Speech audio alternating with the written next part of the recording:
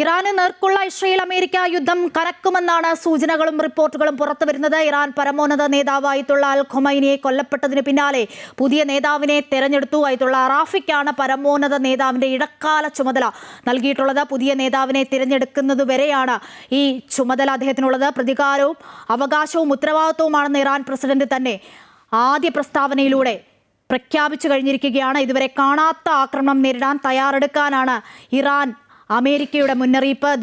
Truth social മീഡിയയിലാണ് Trump തന്റെ ഏറ്റവും ഒടുവിലത്തെ മുന്നറിയിപ്പ് നൽകിയിട്ടുള്ളത്. ഇറാൻ പരമോന്നത നേതാവ് അയത്തുള്ള അൽ ഖമൈനിയെ വധിച്ചതിന് പിന്നാലെ ഇറാൻ ഗൾഫ് മേഖലയിലേക്ക് രണ്ടാം ഘട്ട ആക്രമണം ശക്തമാക്കിയ സാഹചര്യത്തിലാണ് ട്രംപിന്റെ മുന്നറിയിപ്പ്. ഈ മണിക്കൂറിലെ ഏറ്റവും പുതിയ വിവരങ്ങളുമായി ഇന്റർനാഷണൽ ഡെസ്കിൽ നിന്നും ബിനീഷ് കൂടി ചേരുകയാണ്. ബിനീഷ്, 1979 ശേഷം നിർണായക രാഷ്ട്രീയ മാറ്റത്തിനൊരുങ്ങുകയാണ് ഇറാൻ. നമുക്കറിയാം 1979 മുൻപ് ഒരു വിഭാഗമുണ്ടായിരുന്നു, ഒരു ഇറാനായിരുന്നു. രണ്ട് ഘട്ടമായാണ് നമ്മൾ കാണുന്നത്.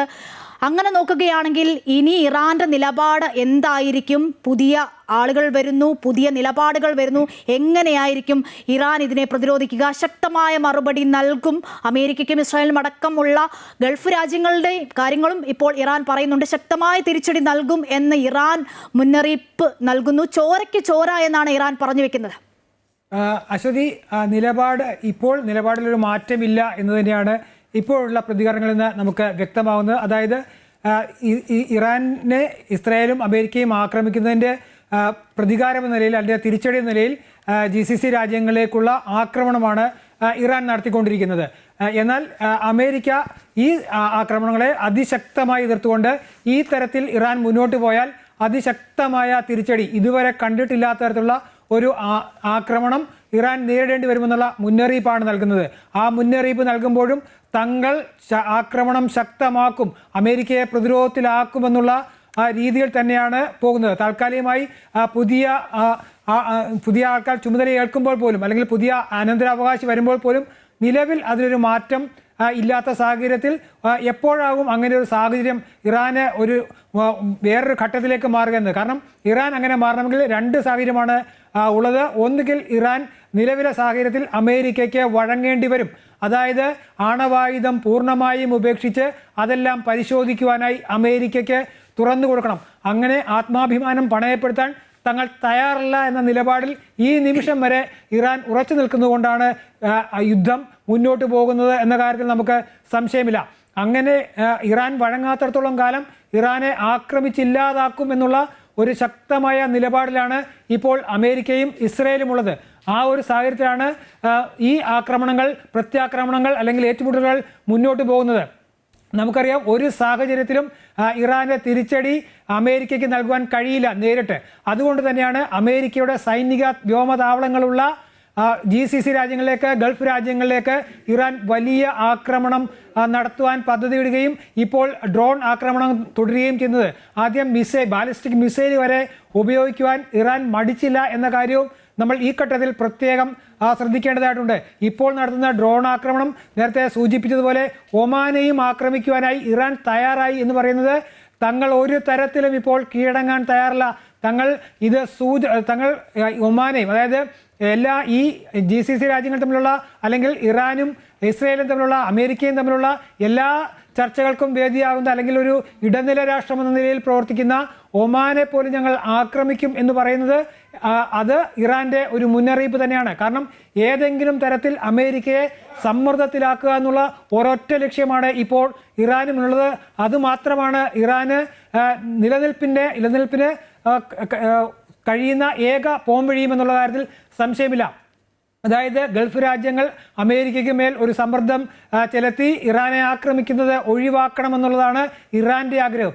എന്നാൽ ആ തരത്തിലേക്ക് കാര്യങ്ങൾ കൊണ്ടുചെന്നെത്തിക്കുവാൻ ഇതേവരെ ഇറാന് കഴിഞ്ഞില്ലെന്ന് മാത്രമല്ല, GCC രാജ്യങ്ങളുടെ നേർക്കുള്ള ആക്രമണത്തെ അമേരിക്ക കൂടുതൽ ഗൗരവമായി തന്നെയാണ് കാണുന്നത്.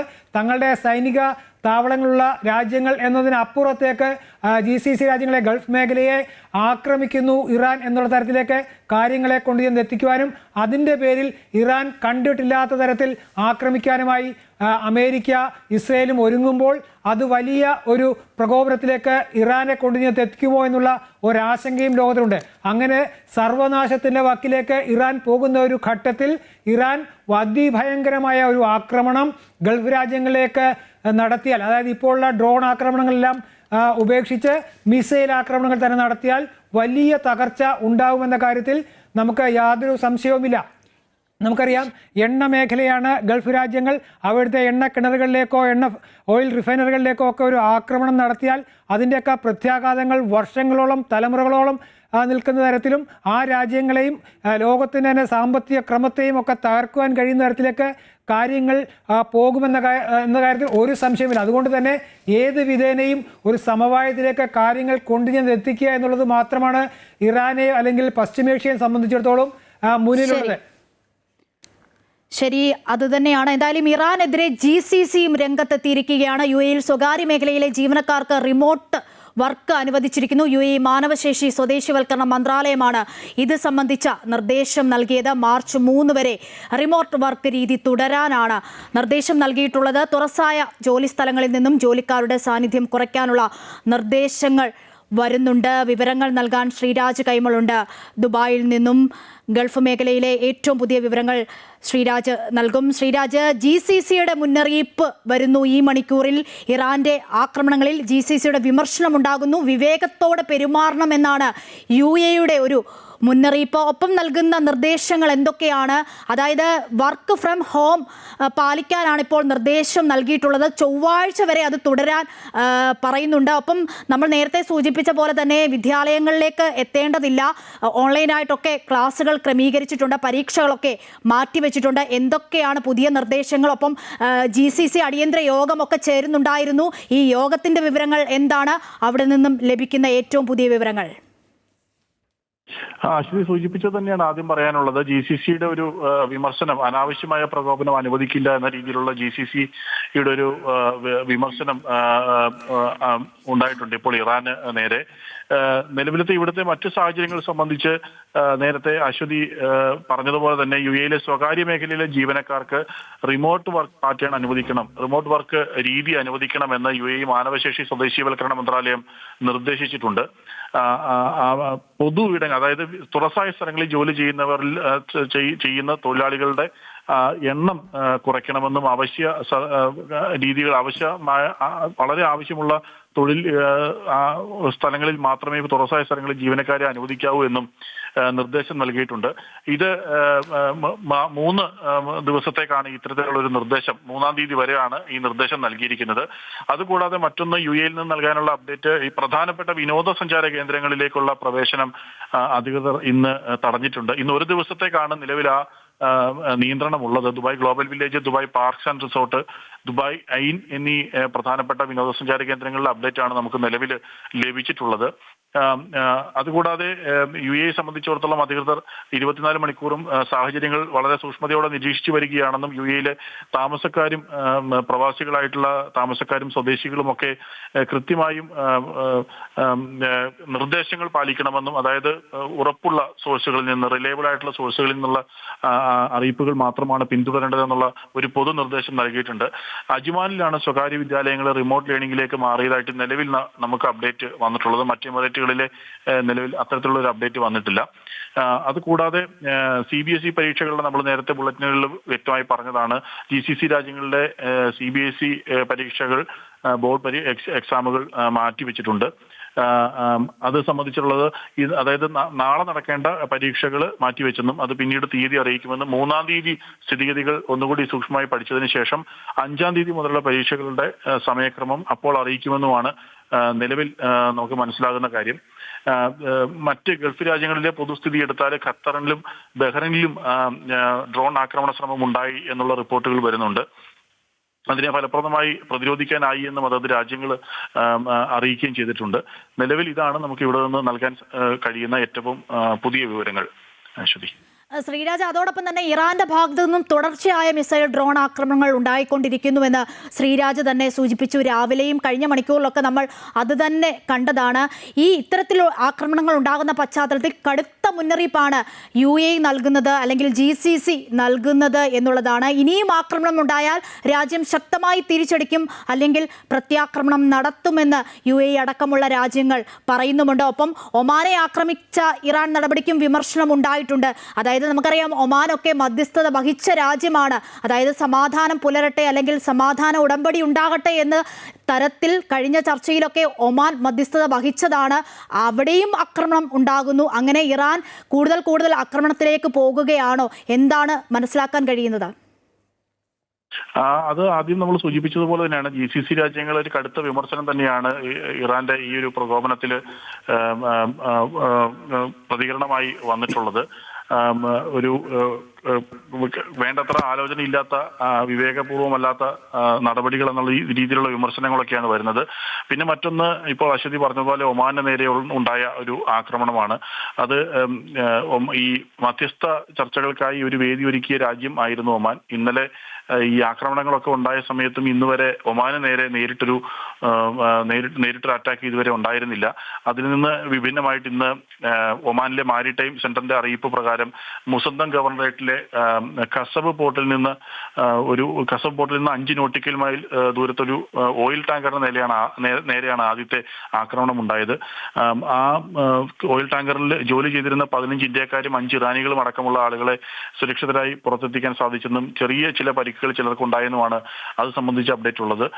ഒമാനിലെ ദുഃഖം തുറമുഖത്ത് 2 ഡ്രോണുകൾ വന്ന് പതിച്ചതായുള്ള ഒമാൻ വാർത്താ ഏജൻസി സ്ഥിരീകരിക്കുന്നുണ്ട്. ഇതാണ് അത് സംബന്ധിച്ചുള്ള അപ്ഡേറ്റ് നമുക്ക് നൽകാൻ സാധിക്കുന്നത്. GCC രാജ്യങ്ങൾ എന്തായാലും ഒരു കടുത്ത വിമർശനം ഇറാന്റെ നിലവിലത്തെ നടപടികളുടെ മേൽ ഉന്നയിച്ചിട്ടുണ്ട് എന്നുള്ളതാണ് പ്രധാനപ്പെട്ട കാര്യം. അശ്വതി, റിമോട്ട് വർക്ക് അനുവദിച്ചിരിക്കുന്നു. UAE മാനവശേഷി സ്വദേശീവൽക്കരണ മന്ത്രാലയമാണ് ഇത് സംബന്ധിച്ച നിർദ്ദേശം നൽകിയിട്ടുള്ളത്. മാർച്ച് 3 വരെ, അതായത് ചൊവ്വാഴ്ച വരെ റിമോട്ട് വർക്ക് രീതി തുടരാനാണ് നിർദ്ദേശം നൽകിയിട്ടുള്ളത്. തുറസായ ജോലി സ്ഥലങ്ങളിൽ നിന്നും ജോലിക്കാരുടെ സാന്നിധ്യം കുറയ്ക്കാനും നിർദ്ദേശത്തിൽ പറയുന്നുണ്ട്. അതേസമയം ദുബായ് ഗ്ലോബൽ വില്ലേജ് താൽക്കാലികമായി അടച്ചു. ഇറാന്റെ ആക്രമണങ്ങളിൽ GCCയുടെ രൂക്ഷ വിമർശനം ഉണ്ടായിരിക്കുന്നു. വിവേകത്തോടെ പെരുമാറണമെന്നാണ് UAEയുടെ മുന്നറിയിപ്പ്. വിവരങ്ങളാണ് ശ്രീരാജ് കൈമാറിയത്. അതേസമയം ഇറാന്റെ പരമോന്നത നേതാവ് അയത്തുള്ള അലി ഖൊമൈനിയുടെ കൊലപാതകത്തിൽ പാകിസ്ഥാനിൽ പ്രതിഷേധം ശക്തമാണ്. കറാച്ചിയിലെ US കോൺസുലേറ്റിലേക്ക് 100 കണക്കിന് ആളുകൾ ഇരച്ചുകയറി. സംഘർഷത്തിൽ 9 പേരാണ് കൊല്ലപ്പെട്ടത്. 35ഓളം പേർക്ക് പരിക്കേറ്റതായും മാധ്യമങ്ങൾ റിപ്പോർട്ട് ചെയ്യുന്നുണ്ട്. പ്രതിഷേധക്കാർ വടികളുമായി കോൺസുലേറ്റിലേക്ക് മാർച്ച് നടത്തുകയും കെട്ടിടത്തിന്റെ ജനാലകൾ തകർക്കുന്നതിന്റെയും ദൃശ്യങ്ങൾ ഇതിനോടകം തന്നെ പുറത്തുവന്നു. ജനക്കൂട്ടത്തെ പിരിച്ചുവിടാൻ സുരക്ഷാ ഉദ്യോഗസ്ഥരും അർദ്ധസൈനിക വിഭാഗങ്ങളും ലാത്തിയും കണ്ണീർവാതകവും പ്രയോഗിച്ചു.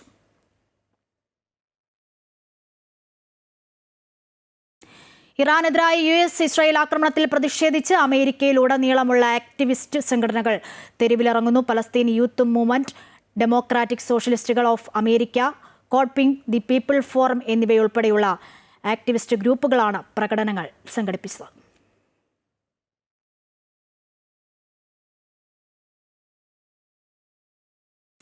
ഇറാനെതിരായ ആക്രമണത്തിൽ അമേരിക്കയിൽ പ്രതിഷേധം. ടൈംസ് സ്ക്വയറിൽ വൻതോതിൽ പ്രതിഷേധക്കാർ ഒത്തുകൂടി. കൊളംബസ് സർക്കിളിലേക്ക് മാർച്ച് നടത്തുകയും ചെയ്തു. യുദ്ധ പശ്ചാത്തലത്തിൽ ഇസ്രായേലിനെയും അമേരിക്കയും രൂക്ഷമായി വിമർശിച്ച മുഖ്യമന്ത്രി, ലോകത്തെമ്മാടി രാഷ്ട്രമായ ഇസ്രായേലിന്റെയും അമേരിക്കൻ സാമ്രാജ്യത്വ ശക്തിയുടെയും ഇടപെടലാണ് യുദ്ധത്തിന് കാരണമെന്ന് മുഖ്യമന്ത്രി പിണറായി വിജയൻ പറഞ്ഞു. ഒരു രാജ്യത്തിന്റെ ഭരണാധികാരിയെ അവിടേക്ക് അതിക്രമിച്ച് കയറി കൊല്ലുന്നത് അംഗീകരിക്കാനാകുമോ എന്നും മുഖ്യമന്ത്രി ചോദിക്കുന്നു. തെമ്മാടി രാഷ്ട്രങ്ങൾക്ക് പിന്തുണ നൽകുന്നത് അമേരിക്കയാണെന്നും അദ്ദേഹം കുറ്റപ്പെടുത്തി. വിദേശത്തുള്ള നമ്മളുടെ സഹോദരങ്ങൾ ആശങ്കയിലാണ്. കേന്ദ്രത്തോട് അടിയന്തര ഇടപെടൽ ആവശ്യപ്പെട്ടിട്ടുണ്ടെന്നും മുഖ്യമന്ത്രി അറിയിച്ചു. സ്ഥിതിഗതികൾ സൂക്ഷ്മമായി നിരീക്ഷിക്കുകയാണ് ഇന്ത്യയും. ഇസ്രായേലും ഇറാനും അടക്കം ഗൾഫ് മേഖലയിലെ 7 വിദേശകാര്യമന്ത്രിമാരുമായി സംസാരിച്ച് വിദേശകാര്യമന്ത്രി S. ജയശങ്കർ യുദ്ധം ഒഴിവാക്കി സമാധാനവും നയതന്ത്രവും പിന്തുടരണമെന്നും എല്ലാ രാജ്യങ്ങളുടെയും പരമാധികാരത്തെ മാനിക്കേണ്ടതുണ്ടെന്നും ഇന്ത്യ പറയുന്നു. ഗൾഫ് രാഷ്ട്രത്തലവന്മാരുമായി സംസാരിക്കുമെന്ന് പ്രധാനമന്ത്രിയും ഇതിനോടകം വ്യക്തമാക്കി. സംഘർഷ മേഖലയിലുള്ള ഇന്ത്യക്കാർ ജാഗ്രതാ നിർദ്ദേശങ്ങൾ കർശനമായി പാലിക്കണമെന്നും എംബസികളുമായി ബന്ധപ്പെടണമെന്നും വിദേശകാര്യ മന്ത്രാലയം നിർദ്ദേശിക്കുന്നു. മതരാഷ്ട്രമെന്ന നിലയിൽ ഇറാനെ നയിച്ച ആത്മീയ നേതാവ് കൂടിയാണ് ഇറാന്റെ പരമോന്നത നേതാവായ അയത്തുള്ള അൽ ഖൊമൈനി. ഇറാന്റെ ആധുനിക ചരിത്രത്തിലെ ഏറ്റവും കരുത്തുറ്റ നേതാവ്. ഇറാന്റെ പരമാധികാരത്തിനായി വേണ്ടി അദ്ദേഹം സ്വീകരിച്ച കർശനമായ നിലപാടുകൾ മറ്റ് അറബ് രാജ്യങ്ങളിൽ നിന്നും വ്യത്യസ്തമായി അന്താരാഷ്ട്ര തലത്തിൽ ഇറാനെ ഒറ്റപ്പെടുത്തുന്നതിന് കാരണമായി. റിപ്പോർട്ടിലേക്ക്. ശക്തമായ മതരാഷ്ട്രമായി മുന്നോട്ടു പോകുമ്പോഴും ഇറാനെ ഒരു സൈനിക ശക്തിയാക്കുന്നതിൽ നിർണായക പങ്കുവഹിച്ച നേതാവാണ് ഖമനേയി. പഹ്ലവി രാജഭരണത്തിന് അന്ത്യം കുറിച്ച ഇസ്ലാമിക വിപ്ലവത്തിന് പിന്നിലെ പ്രത്യയശാസ്ത്ര ശക്തി മുൻ പരമോന്നത നേതാവ് ഖൊമൈനിയായിരുന്നെങ്കിൽ ഇറാന്റെ ശത്രുക്കൾക്കെതിരെ പ്രതിരോധം തീർക്കുന്നതിനും അതിർത്തി കടന്നുള്ള ആക്രമണങ്ങൾക്കും രൂപം നൽകിയത് അയത്തുള്ള ഖമനേയിയാണ്. 1939 മജാദിലാണ് അയത്തുള്ള അലി ഖമനേയിയുടെ ജനനം. ദാരിദ്ര്യം പരുവപ്പെടുത്തിയ ബാല്യകൗമാരങ്ങൾ. 4-ാം വയസ്സിൽ ഖുറാൻ പഠിച്ചുകൊണ്ട് വിദ്യാഭ്യാസം തുടങ്ങി. മുതിർന്നപ്പോൾ ഇസ്ലാമിക നിയമപഠനവും തത്വചിന്തയും പൂർത്തിയാക്കി. ഷാ ഭരണകൂടത്തിനെതിരായ പോരാട്ടത്തിലെ സാന്നിധ്യമായാണ് രാഷ്ട്രീയ രംഗത്ത് സജീവമാകുന്നത്. നിരവധി തവണ ജയിൽവാസം അനുഭവിച്ചു, നാടുകടത്തപ്പെട്ടു. പക്ഷേ ഖമനേയി ശക്തമായ തിരിച്ചുവരവ് നടത്തി. 1979 ഇസ്ലാമിക വിപ്ലവത്തിന് ശേഷം ഇറാന്റെ പ്രതിരോധ മന്ത്രിയായി. 80കളിൽ ഇറാഖുമായുള്ള രക്തരൂക്ഷിതമായ യുദ്ധകാലത്ത് ഇറാന്റെ പ്രസിഡന്റായി രാജ്യത്തെ നയിച്ചു. പടിഞ്ഞാറൻ രാജ്യങ്ങൾ ഇറാഖിന്റെ സദ്ദാം ഹുസൈനെ പിന്തുണച്ചതോടെ ഇറാനികൾക്കിടയിലുണ്ടായ ഒറ്റപ്പെടൽ ബോധവും ഒപ്പം ഈ കടുത്ത പോരാട്ടവും ഖമനേയിക്ക് പാശ്ചാത്യ രാജ്യങ്ങളോട്, പ്രത്യേകിച്ച് അമേരിക്കയോടുള്ള വിരോധം ആഴത്തിലുള്ളതാക്കി. 1989 ആയത്തുള്ള റുഹുള്ള ഖമേനിയുടെ മരണത്തിന് പിന്നാലെയാണ് ഖമനേയി ഇറാന്റെ പരമോന്നത നേതാവാകുന്നത്. പിന്നീട് അങ്ങോട്ട് ഖമനേയി ഒരു പ്രതിരോധ അച്ചുതണ്ടായി മാറുകയായിരുന്നു. ഇറാൻ അതിർത്തികൾക്ക് പുറത്ത് സ്വാധീനം ചെലുത്താൻ ഹിസ്ബുള്ള, ഹമാസ്, ഹൂതികൾ തുടങ്ങിയ സായുധ ഗ്രൂപ്പുകളുടെ ഒരു വലിയ ശൃംഖല തന്നെ അദ്ദേഹം കെട്ടിപ്പടുത്തു. പാശ്ചാത്യ രാജ്യങ്ങളുടെ ഉപരോധങ്ങളെ നേരിടാൻ ആഭ്യന്തര ഉൽപാദനത്തിലൂന്നിയുള്ള ഒരു പ്രതിരോധ സാമ്പത്തിക വ്യവസ്ഥ ഖമനേയി കെട്ടിപ്പടുക്കാൻ ശ്രമിച്ചെങ്കിലും അതൊന്നും വിജയത്തിലെത്തിക്കാനായില്ല. ഇസ്രയേലുമായുള്ള യുദ്ധവും സിറിയയിലെ ഭരണമാറ്റവും ഇറാന്റെ പ്രാദേശിക സ്വാധീനത്തിന് വലിയ തിരിച്ചടിയായി. സാമ്പത്തിക തകർച്ചയെ തുടർന്ന് രാജ്യത്ത് വലിയ തോതിലുള്ള ആഭ്യന്തര കലാപങ്ങൾ പൊട്ടിപ്പുറപ്പെട്ടു. കഴിഞ്ഞ 36 വർഷമായി ഇറാന്റെ സൈന്യം, നീതിന്യായ വ്യവസ്ഥ, മാധ്യമങ്ങൾ എന്നിവയെല്ലാം ഖമനേയിയുടെ വിരൽത്തുമ്പിലായിരുന്നു. അമേരിക്കയുടെയും സഖ്യകക്ഷികളുടെയും നയങ്ങളോടുള്ള കടുത്ത അവിശ്വാസവും എതിർപ്പുമാണ് ഖമനേയിയുടെ വിദേശ നയത്തിന്റെ കാതൽ. അമേരിക്കയെ വലിയ പിശാചെന്നും ഇസ്രയേലിനെ ചെറിയ പിശാചെന്നും ഒരു ഭയവുമില്ലാതെ ലോകത്തോട് വിളിച്ചു പറഞ്ഞു ഖമനേയി. ഇറാന്റെ ആണവ പദ്ധതികളുമായി ആരെയും കൂസാതെ മുന്നോട്ടു പോയ ഖമനേയി അമേരിക്കയെയും പാശ്ചാത്യ രാജ്യങ്ങളെയും നന്നേ ചൊടിപ്പിച്ചു. ഇന്ന് പശ്ചിമേഷ്യ കത്തുമ്പോൾ UAE-യിലേക്കും ഇസ്രയേലിലേക്കും മിസൈലുകൾ അയക്കാൻ ഇറാന് കരുത്തു പകരുന്നത് ഖമനേയിയുടെ പോരാട്ടവീര്യമാണ്. ജീവിതത്തിന്റെ അവസാന നാളുകളിലും സാമ്രാജ്യത്വ വിരുദ്ധ പോരാട്ടത്തിന്റെ മുന്നണി പോരാളിയായി നിന്നു എന്നത് ഒരു ഭരണാധികാരി എന്ന നിലയിൽ ഖമനേയിയുടെ കരുത്തു തന്നെയാണ്. International desk, Amrita TV. ഇറാന് എതിരെയുള്ള ആക്രമണത്തിൽ പ്രതിഷേധിച്ച് CPM കോഴിക്കോട് പ്രതിഷേധ പ്രകടനം നടത്തി. കോഴിക്കോട് ജില്ലാ സെക്രട്ടറി M മെഹബൂബിന്റെ നേതൃത്വത്തിലായിരുന്നു പ്രതിഷേധം. ഇസ്രായേൽ അമേരിക്കയുടെ മറ്റൊരു മുഖമാണെന്നും യുദ്ധമുണ്ടാക്കി രാജ്യങ്ങളെ കൊള്ളയടിക്കുകയാണെന്നും മെഹബൂബ് പറഞ്ഞു. മുതലക്കുളത്ത് നിന്നും ആരംഭിച്ച പ്രതിഷേധ പ്രകടനം ഫ്രീഡം സ്ക്വയറിൽ സമാപിച്ചു. പശ്ചിമേഷ്യൻ സംഘർഷത്തിൽ സമാധാനത്തിന് ആവശ്യമായ ശ്രമങ്ങൾ കേന്ദ്ര സർക്കാർ നടത്തണമെന്ന് മുസ്ലിം ലീഗ് സംസ്ഥാന അധ്യക്ഷൻ പാണക്കാട് സാദിഖ് അലി ശിഹാബ് തങ്ങൾ. ജനങ്ങളുടെ ഭീതി അകറ്റേണ്ടതുണ്ട്. അമേരിക്കയും ഇസ്രായേലും ഒഴികെയുള്ള രാജ്യങ്ങൾ യുദ്ധത്തെ അപലപിച്ചുകൊണ്ടേയിരിക്കുന്നു. ലോകത്തിന്റെ മനസ്സാക്ഷിക്കെതിരായ യുദ്ധമാണ് നടക്കുന്നതെന്നും അദ്ദേഹം കൊച്ചിയിൽ പറഞ്ഞു. ഗൾഫ് മേഖലയിൽ നടന്നുകൊണ്ടിരിക്കുന്ന, പ്രത്യേകിച്ച് മിഡിൽ ഈസ്റ്റിൽ നടക്കുന്ന, ഇന്നലെ അമേരിക്ക തുടക്കം കുറിച്ച അമേരിക്ക ഇസ്രായേൽ ഇറാനെ ആക്രമിച്ചതോടുകൂടി വലിയ യുദ്ധഭീതിയിലാണല്ലോ ഇപ്പോൾ ലോകം നിലനിൽക്കുന്നത്.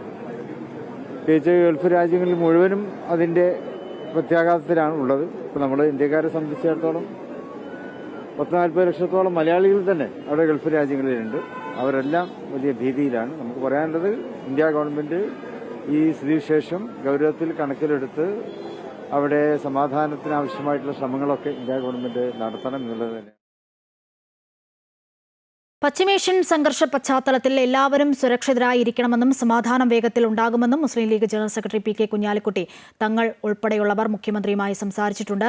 പ്രതിസന്ധി മറികടക്കാൻ ഒന്നിച്ചു നിൽക്കുക എന്നുള്ളതാണ് പ്രധാനമെന്നും അദ്ദേഹം പറഞ്ഞു.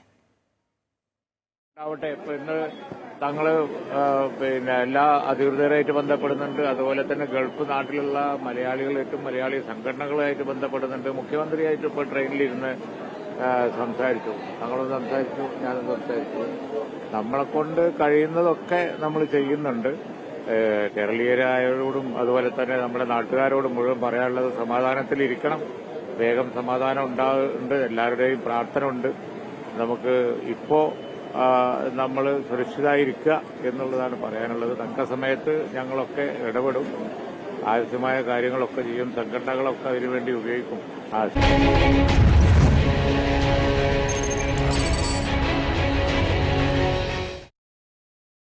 സ്ഥാനാർത്ഥി നിർണയത്തിൽ ജയസാധ്യതയുള്ള പ്രമുഖ നേതാക്കൾക്ക് ടേം വ്യവസ്ഥയിൽ ഇളവ് നൽകുന്നില്ല എന്ന വിമർശനം CPM-നുള്ളിൽ പുകയുകയാണ്.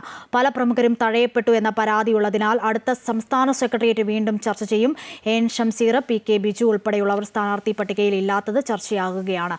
തളിപ്പറമ്പിൽ പാർട്ടി സെക്രട്ടറി MV ഗോവിന്ദന്റെ ഭാര്യ PK ശ്യാമള മത്സരിക്കുന്നതിലും ജില്ലാ ഘടകത്തിൽ വിയോജിപ്പുണ്ട്. കഴിഞ്ഞ തവണ മാറി നിന്ന പ്രമുഖരായ മുൻ മന്ത്രിമാരെ ഇത്തവണ പരിഗണിക്കണമെന്ന നിർദ്ദേശവും ചില കോണുകളിൽ ഉയർന്നിരുന്നു. എന്നാൽ ആരും സ്ഥാനാർത്ഥി പട്ടികയിൽ ഇക്കുറിയും ഇടം നേടിയിട്ടില്ല. വിയോജിപ്പുകളും അതൃപ്തിയും ഉയരുന്നതിനാൽ അടുത്ത സംസ്ഥാന സെക്രട്ടേറിയറ്റിൽ അന്തിമ തീരുമാനമെടുക്കും.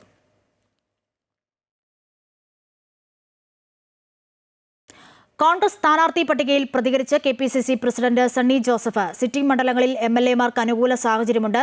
സ്ക്രീനിംഗ് കമ്മിറ്റിയുമായുള്ള ചർച്ചയിൽ പേരുകൾ ധാരണയിലാക്കാൻ ശ്രമിക്കുന്നുണ്ടെന്നും തെരഞ്ഞെടുപ്പ് തീയതി പ്രഖ്യാപനവും രാജ്യത്തെ സാഹചര്യവും പരിഗണിച്ചാകും സ്ഥാനാർത്ഥി പ്രഖ്യാപനമെന്നും സണ്ണി ജോസഫ് പ്രതികരിച്ചു.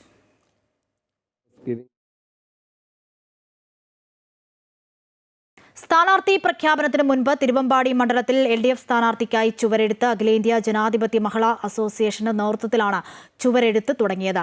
സ്ഥാനാർത്ഥിയുടെ പേര് എഴുതാനുള്ള സ്ഥലം ഒഴിവാക്കി ബാക്കിയുള്ള സ്ഥലങ്ങളിൽ ചിഹ്നവും മറ്റു വാചകങ്ങളുമാണ് ചുവരെഴുത്തിൽ പ്രത്യക്ഷപ്പെട്ടത്.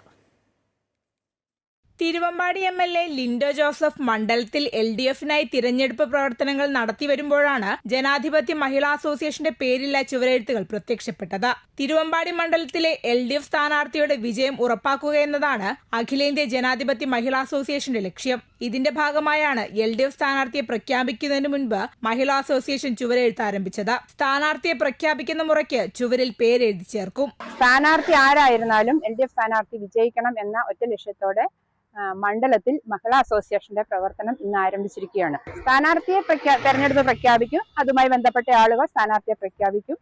ആ സ്ഥാനാർത്ഥി ആരാണോ അവരുടെ പേരെഴുതാനും കൂടിയുള്ള ഒരു ഗ്യാപ്പ് ഇട്ടിട്ടാണ് ഞങ്ങൾ ഇന്ന് പ്രചരണം തുടങ്ങിയിരുന്നത്. തിരുവമ്പാടി മണ്ഡലത്തിലെ 18 അഖിലേന്ത്യാ ജനാധിപത്യ മഹിളാ അസോസിയേഷൻ വില്ലേജ് കമ്മിറ്റികളും ചുവരെഴുത്ത് പ്രചാരണം നടത്തി വരുന്നുണ്ട്. അമൃത ന്യൂസ്, കോഴിക്കോട്. വയനാട് മുണ്ടക്കൈ ചൂരൽമല ഉരുൾപൊട്ടൽ ദുരന്ത ബാധിതർക്കായുള്ള ടൗൺഷിപ്പിന്റെ ഉദ്ഘാടനം മുഖ്യമന്ത്രി നിർവഹിച്ചു. ടൗൺഷിപ്പിൽ ആദ്യഘട്ടത്തിൽ നിർമ്മാണം പൂർത്തിയായ 178 വീടുകളുടെ കൈമാറ്റവും പട്ടയ വിതരണവും നടന്നു. അടുത്ത മഴയ്ക്ക് മുൻപ് ദുരന്ത ബാധിതരായ എല്ലാവർക്കും വീട് കൈമാറുമെന്ന് പിണറായി വിജയൻ പറഞ്ഞു. ദുരന്തബാധിതരെ ചേർത്ത് പിടിക്കുമെന്ന വാക്ക് പാലിച്ച് ഒന്നാം ഘട്ടം വിജയകരമായി പൂർത്തിയാക്കി. മഴക്കാലത്തിന് മുൻപ് രണ്ടാം ഘട്ടം പൂർത്തിയാക്കണം. ഇതാണ് സർക്കാരിന് മുന്നിലുള്ള വെല്ലുവിളി. ഉദ്ഘാടനത്തിന് മുൻപായി ടൗൺഷിപ്പിലെ നിർമ്മാണം പൂർത്തിയായ വീട് മുഖ്യമന്ത്രി സന്ദർശിച്ചു. ഉദ്ഘാടന പ്രസംഗത്തിന് ശേഷമാണ് ദുരന്തബാധിതർക്ക് പട്ടയം വിതരണം ചെയ്തത്. ദുരന്തത്തിനിരയായി ഗുരുതരമായി പരിക്കേറ്റ അവ്യക്തിനാണ് ആദ്യ പട്ടയം കൈമാറിയത്. കൽപ്പറ്റ ജനറൽ ആശുപത്രിയുടെ അനക്സ് ബ്ലോക്കിന്റെ ഉദ്ഘാടനവും മുഖ്യമന്ത്രി പിണറായി വിജയൻ നിർവഹിച്ചു. ശേഷിക്കുന്ന ദുരന്തബാധിതർക്ക് കുറച്ച് മാസങ്ങൾക്കുള്ളിൽ വീട് ലഭ്യമാക്കുമെന്നാണ് മുഖ്യമന്ത്രിയുടെ ഉറപ്പ്. ബാക്കിയുള്ള ഗുണഭോക്താക്കൾക്കും ഏതാനും മാസങ്ങൾക്കുള്ളിൽ തന്നെ വീട് കൈമാറുന്നതായിരിക്കും. അവരുടെ വീടുകളുടെ പണിയും അന്തിമഘട്ടത്തിലെത്തി നിൽക്കുകയാണ്. കൽപ്പറ്റ ഗവൺമെന്റ് LP സ്കൂൾ ടൗൺഷിപ്പിലേക്ക് മാറ്റുന്നതിൽ സർക്കാരിന് തുറന്ന സമീപനമാണെന്ന് പറഞ്ഞ മുഖ്യമന്ത്രി വിദ്യാഭ്യാസ വകുപ്പുമായി ചർച്ച നടത്തുമെന്നും അറിയിച്ചു. ടൗൺഷിപ്പിലെ വീടുകളിലേക്ക് ആവശ്യമായ അത്യാവശ്യം ഫർണിച്ചറുകളും സർക്കാർ നൽകും. 13 കുടുംബങ്ങളെ പുനരധിവസിപ്പിക്കാൻ മേപ്പാടിയിൽ കണ്ടെത്തിയ സ്ഥലത്തിന്റെ പട്ടയവും കൈമാറി. പുനരധിവാസ പ്രവർത്തനത്തിനിടെ വ്യാജ പ്രചരണങ്ങൾ, കേന്ദ്ര സഹായ നിഷേധം, നിയമതടസ്സം മുതൽ ദുരിതാശ്വാസത്തിന് ചില്ലിക്കാശ് വരെ നൽകരുതെന്ന് പറഞ്ഞ അനുഭവമുണ്ടായെന്നും മുഖ്യമന്ത്രി സൂചിപ്പിച്ചു. മാധ്യമങ്ങൾ ഉൾപ്പെടെ വ്യാജ പ്രചരണങ്ങൾക്കൊപ്പം നിന്നുവെന്ന വിമർശനവും മുഖ്യമന്ത്രിയിൽ നിന്നുണ്ടായി. തറക്കല്ലിട്ട് പോകുന്നവരല്ല തങ്ങളെന്നും അവസാന ദുരന്തബാധിതനെയും ചേർത്ത് പിടിക്കുമെന്നും റവന്യൂ മന്ത്രി K. രാജൻ അമൃത ന്യൂസിനോട് പറഞ്ഞു. ലോകത്തിന് നൽകുന്ന ഒരു മാതൃകയാണ്. ഈ മാതൃകയോടൊപ്പം നിൽക്കുക.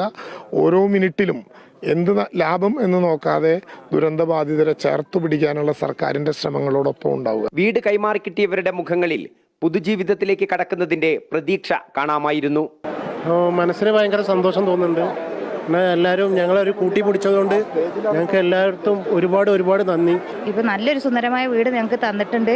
അതിൽ അതിയായ സന്തോഷം പ്രകടിപ്പിക്കുന്നു. ഇവരൊക്കെ നന്നായിട്ട് നടത്തി തന്നു. ഇവിടുന്ന് അങ്ങോട്ടും ഈ ഭരണം മുന്നോട്ട് കിട്ടണം. നമ്മളൊക്കെ സർക്കാരിനും എല്ലാവർക്കും ഈ നാട്ടിലുള്ള എല്ലാവർക്കും ഞങ്ങൾ നന്ദി. വളരെ സന്തോഷം. ഇനി ബാക്കിയുള്ള വീടുകളും പെട്ടെന്നാവട്ടെ, എല്ലാവർക്കും പെട്ടെന്ന് സ്വന്തമായിട്ടൊരു വീടാവട്ടെ എന്നുള്ള ആഗ്രഹം. സർക്കാർ എല്ലാം കൊണ്ടും ഞങ്ങളെ തുടക്കം മുതലേ ഈ നേരം വരെ ഞങ്ങളെ കൂടെ ഉണ്ട്. താക്കോൽ കൈമാറി കിട്ടിയ സന്തോഷത്തിനൊപ്പം 178 കുടുംബങ്ങൾക്കും സർപ്രൈസായി ഡിവൈഎഫ്ഐ ടിവികളും വിതരണം ചെയ്തു. മന്ത്രിമാരായ OR കേളു, PA മുഹമ്മദ് റിയാസ് എന്നിവരെ കൂടാതെ MLA-മാരായ TP രാമകൃഷ്ണൻ, T സിദ്ദിഖ് തുടങ്ങിയവരെല്ലാം ചടങ്ങിൽ പങ്കെടുത്തു. MM Ragesh, Amrita news, Wayanad. Wayanad township ഉദ്ഘാടന വേദിയിൽ T സിദ്ദിഖിന് കൂവൽ. സിദ്ദിഖിനെ സംസാരിക്കാൻ ക്ഷണിച്ചപ്പോഴും സദസ്സിൽ നിന്ന് കൂവൽ തുടർന്നു. മുഖ്യമന്ത്രി ഉൾപ്പെടെ ആരും ഇതിനെതിരെ പ്രതികരിച്ചില്ല എന്ന ആക്ഷേപവുമുണ്ട്. ഉദ്ഘാടന വേദി രാഷ്ട്രീയവൽക്കരിച്ചെന്ന് ഉദ്ഘാടനത്തിന് ശേഷം T സിദ്ദിഖ് ആരോപിച്ചു. വയനാട് ദുരന്തബാധിതരെ ചേർത്ത് പിടിക്കുന്ന സർക്കാരിന്റെ അഭിമാന പദ്ധതിയായ ഒന്നാംഘട്ട ഉദ്ഘാടന വേദിയുടെ ശോഭ കെടുത്തുന്നതായി T സിദ്ദിഖ് MLA-ക്കെതിരെയുള്ള കൂവൽ. സ്വാഗത പ്രസംഗത്തിൽ T സിദ്ദിഖിന്റെ പേര് പറഞ്ഞപ്പോൾ തന്നെ സദസ്സിൽ നിന്നും നിർത്താതെയുള്ള കൂവൽ തുടങ്ങി. ബഹുമാനപ്പെട്ട MLA T സിദ്ദിഖിനെ യോഗത്തിലേക്ക് സ്വാഗതം ചെയ്തുകൊള്ളുന്നു.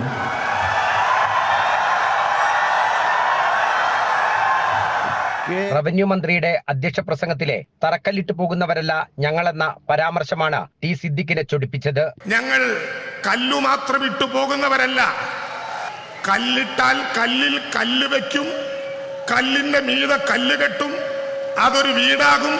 അത് തീരുമാനിച്ച മനുഷ്യന്റെ കൈകളിലേക്ക് ഞങ്ങൾ സമ്മാനിക്കും.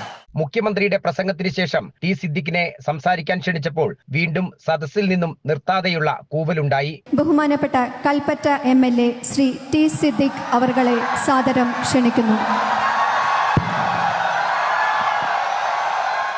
പ്രസംഗം അവസാനിപ്പിക്കും വരെ കൂവൽ തുടർന്നെങ്കിലും മുഖ്യമന്ത്രി ഉൾപ്പെടെയുള്ള വേദിയിലെ ആരും ഇടപെട്ടില്ല. ഉദ്ഘാടനം കഴിഞ്ഞതിന് ശേഷമാണ് T സിദ്ദിഖ് ഇതിനെതിരെ നീരസം പ്രകടിപ്പിച്ചുകൊണ്ട് വേദിയിൽ നിന്നും പുറത്തേക്ക് വന്നത്. ടൗൺഷിപ്പ് ഉദ്ഘാടന വേദിയെ രാഷ്ട്രീയവൽക്കരിച്ചത് ശരിയായില്ല.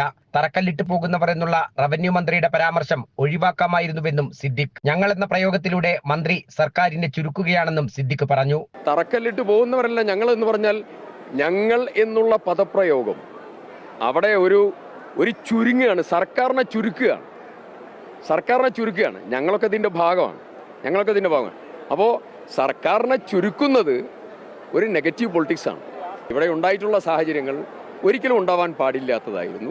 അതിൽ സർക്കാർ ഇനിയെങ്കിലും അത്തരം കാര്യങ്ങളിൽ ജാഗ്രത പാലിക്കട്ടെ എന്നുള്ളതാണ്. ദുരന്തമുണ്ടായ തുടക്കം മുതൽ മുഴുവൻ കാര്യങ്ങളിലും പോസിറ്റീവായ സമീപനമാണ് താൻ സ്വീകരിച്ചത്. ദുരന്തബാധിതരായ ഒരാളും കൂവിയിട്ടില്ലെന്നും പുറത്തുനിന്ന് വന്നവരാണ് കൂവിയതെന്നും സിദ്ദിഖ് കൂട്ടിച്ചേർത്തു. അടുത്ത സർക്കാർ UDF ആണെങ്കിൽ ഞങ്ങൾക്ക് ഇവരുമായും ഇക്കാര്യത്തിൽ ആശയവിനിമയം നടത്തേണ്ടി വരില്ലേ എന്നും സിദ്ദിഖ് ചോദിച്ചു. ദുരന്തബാധിതരോട് സംസാരിച്ചാണ് ഒടുവിൽ സിദ്ദിഖ് വേദി വിട്ടത്. MM Ragesh, Amrita news, Wayanad. മഹാരാഷ്ട്രയിലെ നാഗ്പൂരിനെ നടുക്കി വൻ സ്ഫോടനം. കാറ്റോളിലെ സ്ഫോടക വസ്തു നിർമ്മാണശാലയിലുണ്ടായ പൊട്ടിത്തെറിയിൽ 17 പേർ കൊല്ലപ്പെട്ടു. നിരവധി പേർക്ക് ഗുരുതരമായി പരിക്കേറ്റു. SBL എനർജി പ്രൈവറ്റ് ലിമിറ്റഡിൽ പുലർച്ചെ തൊഴിലാളികൾ ജോലി ചെയ്യുന്നതിനിടയിലാണ് സ്ഫോടനമുണ്ടായത്. രക്ഷാപ്രവർത്തനം ഇപ്പോഴും തുടരുകയാണ്. ഖനനത്തിനും മറ്റും ഉപയോഗിക്കുന്ന ഡെറ്റനേറ്ററുകൾ നിർമ്മിക്കുന്നതിനിടെയുണ്ടായ പൊട്ടിത്തെറിയുടെ ആഘാതത്തിൽ കെട്ടിടത്തിന്റെ ഒരു ഭാഗം പൂർണ്ണമായും തകർന്നു. കിലോമീറ്ററുകൾ അകലെ വരെ സ്ഫോടനത്തിന്റെ ശബ്ദം മുഴങ്ങിക്കേട്ടതായി ദൃക്സാക്ഷികൾ പറയുന്നു. അപകട സമയത്ത് 30ഓളം തൊഴിലാളികൾ യൂണിറ്റിലുണ്ടായിരുന്നു. ഗുരുതരമായി പരിക്കേറ്റ 18 പേരെ നാഗ്പൂരിലെ വിവിധ ആശുപത്രികളിൽ പ്രവേശിപ്പിച്ചു. മരിച്ചവരിൽ സ്ത്രീകളും ഉൾപ്പെടുന്നുവെന്നതാണ് പ്രാഥമിക വിവരം.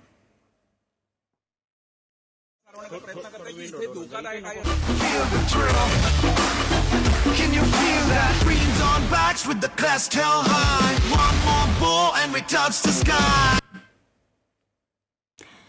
2020 ലോകകപ്പിൽ ഇന്ത്യക്ക് ഇന്ന് ജീവൻ മരണ പോരാട്ടം. സൂപ്പർ 8ലെ അവസാന മത്സരത്തിൽ ഇന്ത്യ അല്പസമയത്തിനകം